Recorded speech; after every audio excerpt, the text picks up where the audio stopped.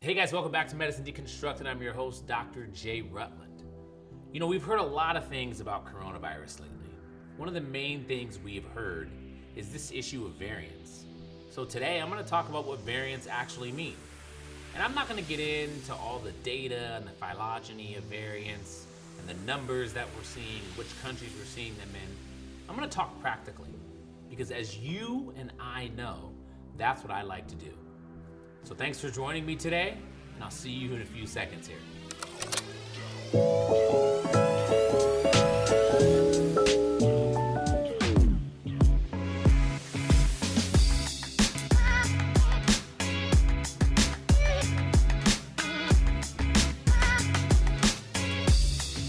All right, guys, so genetic variants as it pertains to SARS CoV-2. And everyone's scared about this. This was a preprint published last week, and it mentions everything that I've been saying. So before we really get into that, we have to go over and review the structure of SARS CoV-2. So what's the structure of SARS CoV-2? Well, we know it's an RNA virus that has 8 segments of RNA, right? That's within the cell nucleus. And then you have 16 non-structural proteins that are encoded by this RNA, and then you have 4 structural proteins that are on the cell membrane.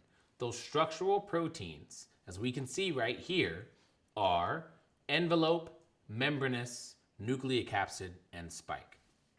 We're going to talk about the spike protein.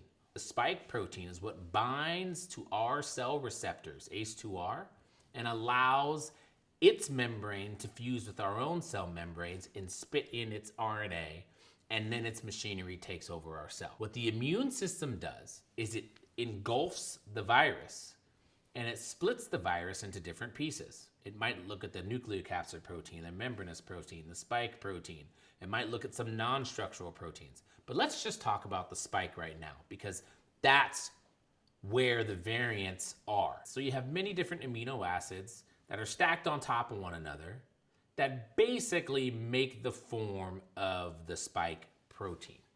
So what a variant actually is when a few of these amino acids change. So instead of being a lysine, it's an arginine. Or instead of being a valine, it's a serine. If you change the amino acids at the receptor binding domain, that is where the spike protein binds to our cells, everybody worries that you're going to lose the neutralization of the spike protein. That is, the antibodies are no longer going to be able to bind to that spot. But I wouldn't look at it that way because you have many different epitopes that are recognized on the spike protein. The top, the bottom, the middle top, the middle bottom.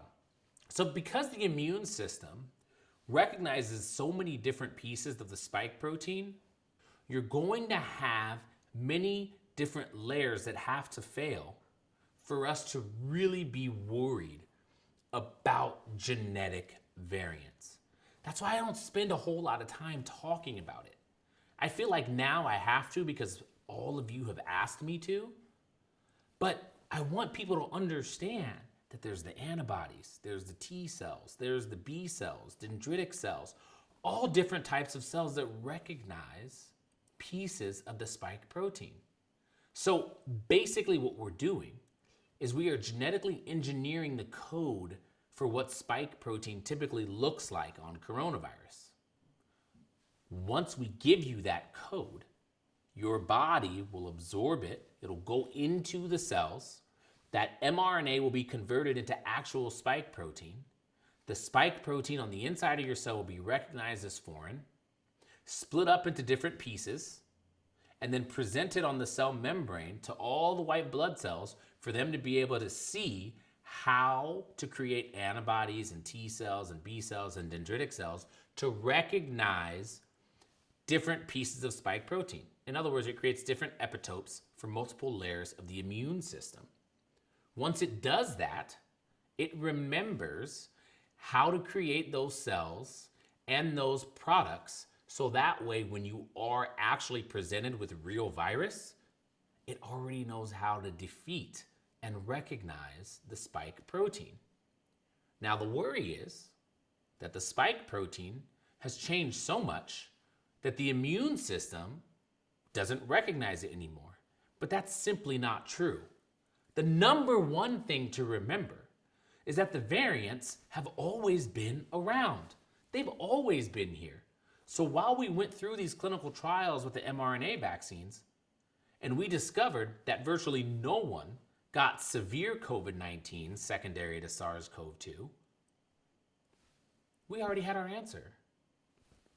They seem to be effective against the variants. Now you're going to hear that it's not 95% efficacious in certain scenarios, maybe, at least on a petri dish or under the microscope, right? You're recognizing, and we're recognizing, that certain antibodies created are no longer neutralizing spike protein or not neutralizing it as much. But it may be a little bit less or percentage points less. I haven't seen it written anywhere that it's less than 50% effective. We still have to remember that we're still doing your immune system a favor by allowing you to be vaccinating. You need to be vaccinated because the vaccines work. And so until I see a significant number of vaccinated individuals with severe COVID-19 secondary to one of these genetic variants, I don't like to waste my time with that concern. I just don't think that that concern is something that needs to be used as, I'm not going to get vaccinated, or see, I told you, just do this or that. Vaccinations work. Vaccinations are doing what they're supposed to do. And when you look at the case rate to this day, right now, you can see the case rate's coming down, likely because of the 40 million people that have been vaccinated up to this point in the United States. There has been a lot of talk surrounding a certain treatment of SARS CoV-2. And this treatment is called XO-CD24. It's published out of Israel, right? Said 29 out of 30 people were given this inhaled XO-CD24 and they all survived severe COVID-19. So what is XO-CD24? XO-CD24 is short for exosomes that have CD24 on the inside that are inhaled. So what does that mean? Well, CD24 is quite simply a receptor that's on white blood cells, B cells, T cells, dendritic cells, macrophages. And what's thought is when CD24 is around, the immune system isn't as activated. It kind of dampens the immune response. And it's also thought, as it's been studied in cancer, that when that happens, cancer can evade the immune system, right? And so because of that, two things. One, if you inhibit that from happening or create a monoclonal antibody that can bind to that CD24, then cancer cells can't evade the immune response. It's been studied in ovarian cancer and breast cancer. Obviously, I'm going to bring up breast cancer. But by that same token, if you give CD24, does it dampen the inflammatory response? Maybe. And I'm not saying that the guys who are publishing this are, falsifying their data or anything like that. I have no idea. All I'm telling you is all the questions that I've received, people are asking me, what is this? That's what it is. So if you look at CD24, and specifically look at CD24 as it binds to Siglec-10, another type of molecule, you can see what it actually may do. Now, this is all newer immunology and newer cellular communication that's being published, but it certainly is interesting. And I can understand that giving exosomal CD24 may dampen the inflammatory response, and perhaps that is what is leading to improved outcomes in these patients.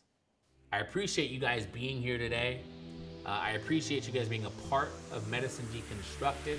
Sorry I was absent for a while, but remember, I'm just here every week arming you with information, and I promise next week I'll be able to provide you with some more ammunition.